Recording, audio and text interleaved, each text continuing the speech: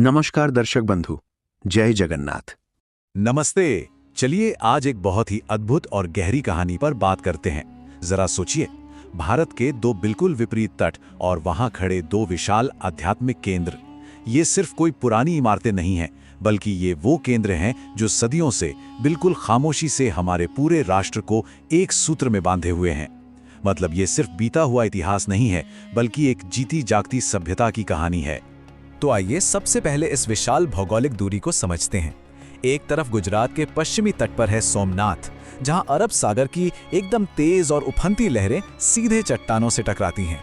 और वहीं दूसरी तरफ यहां से हजारों किलोमीटर दूर ओडिशा के पूर्वी तट पर भगवान जगन्नाथ विराजमान हैं, जहां बंगाल की खाड़ी का बहुत ही शांत और पवित्र जल मौजूद है। भूगोल के हिसाब से देखें तो ये दोनों सच में बिल्कुल अलग छोर हैं, है ना? लेकिन रुकिए, बात सिर्फ भूगोल तक ही सीमित नहीं है। यहाँ एक बहुत ही दिलचस्प आध्यात्मिक द्वैत यानी ड्युअलिटी देखने को मिलती है। ध्यान से देखिए, सोमनाथ भगवान शिव का प्रतीक हैं, जो एकदम ध्यान और वैराग्य से जुड़े हैं, जबकि जगन्नाथ वो भगवान विष्णु के स्वरूप हैं, जो हम सबके पालनहार हैं। अब अलग अलग देवताओं को समर्पित होने के बावजूद मजे की बात यह है कि ये दोनों ही पवित्र स्थल सनातन सभ्यता की शाश्वत आत्मा के दो मुख्य स्तंभों की तरह काम करते हैं। भाग 1, प्राचीन आध्यात्मिक मार्ग। अब सवाल ये उठता है कि प्राचीन काल में जब ना कोई ट्रेन थी ना प्लेन, तब इन दो इतनी दूर स्थित जगहों को आपस में कैसे जोड़ा गया? मानवीय भक्ति का वो पैमाना ना आज सोचकर भी अकल्पनीय लगता है।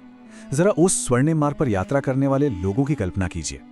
घने जंगलों और ऊंचे ऊंचे पहाड़ों को पार करते हुए संत, नदियों के किनारे मीलों तक नंगे पैर चलने वाले तीर्थयात्री और अपने साथ पवित्र पांडुलिपियों को बड़े जतन से ले जाते हुए भिक्षु। इन्हीं रास्तों पर तो प्राचीन व्यापारिक कारवां भी चलते थे, और ये सब होता था मंदिरों की गूंजती घंटियों और सुलगती धूप की महक के बीच। मतलब ये एक तरह की निरंतर चलने वाली सांस्कृतिक यात्रा थी। भाग 2, साझा आस्था और लचीलापन। चलिए अब थोड़ा आगे बढ़ते हैं और देखते हैं कि इन दोनों मंदिरों के बीच ऐतिहासिक रूप से क्या-क्या समानताएं हैं, क्योंकि कुछ तथ्य सच में हैरान करने वाले हैं। अब यहाँ सबसे दिलचस्प बात क्या है पता है? वो ये है कि उपमहाद्वीप के दोनों छोरों पर इनकी संरचना और रोजमर्रा की दिनचर्या में गजब की समानताएं हैं। परिवेश को ही ले लीजिए, दोनों ओर समुद्र की तेज हवाओं में विशाल ध्वज लहराते हैं। अनुष्ठानों की बात करें तो दोनों जगह पुजारियों का निरंतर मंत्रोच्चार और रात के समय पवित्र दीपों वाली आरती की परंपरा है। और हाँ, सबसे खास बात, दोनों ही मंदिरों में इतनी विशाल रसोई है जहां भारी मात्रा में महाप्रसाद तैयार किया जाता है। ऐसा लगता है मानो दोनों एक दूसरे का दर्पण हों।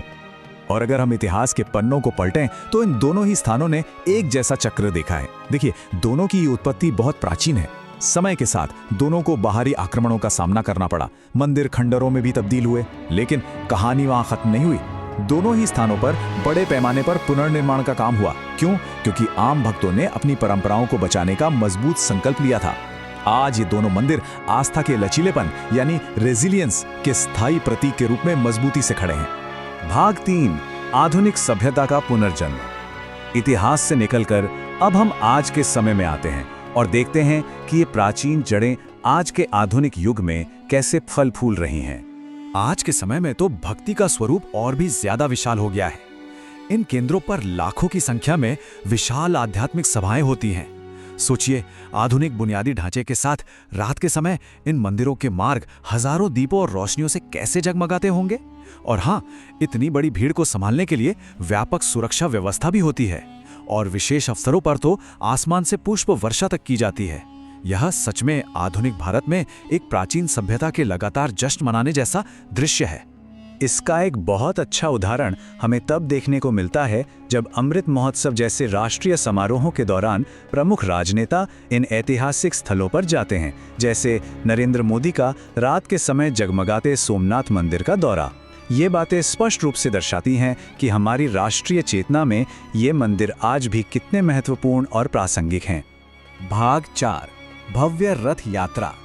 चलिए अब विशेष रूप से उड़ीसा की भव्य जगन्नाथ रथ यात्रा की उस बेहद ऊर्जावान और शक्तिशाली परंपरा पर एक नजर डालते हैं। तो यहाँ समझने वाली सबसे खास बात यह है कि रथ यात्रा की ऊर्जा और उसका एहसास बिल्कुल अलग स्तर का होता है। जरा उस दृश्य की कल्पना कीजिए। अत्यंत विशाल और रंग बिरंगे रथ, जिन्हें पुजारियों और लाखों भक्तों द्वारा बहुत मोटी मोटी रस्सियों से खींचा जा रहा है। लाखों लोग एक साथ जय जगन्नाथ का उद्घोष कर रहे हैं। आसमान में शंख की ध्वनियां गूंज रही हैं और ऊपर से गिरते फूलों की पंखुड़ियों के बीच एक असीम भक्ति का माहौल बन रहा है। सच कहूं तो ये एक सामूहिक ऊर्जा का बहुत बड़ा विस्फोट है। और ये चीज़ हमें एक बहुत ही अद्भुत संवेदी विरोधाभास यानी सेंसरी कॉन्ट्रास्ट दिखाती है। ध्यान दीजिए, एक तरफ गुजरात में सोमनाथ की शाम की आरती है, जहां अग्नि दीपों की चमक और समुद्र की शांत हवा एक बहुत ही ठहराव वाला ध्यानपूर्ण वातावरण बनाती है।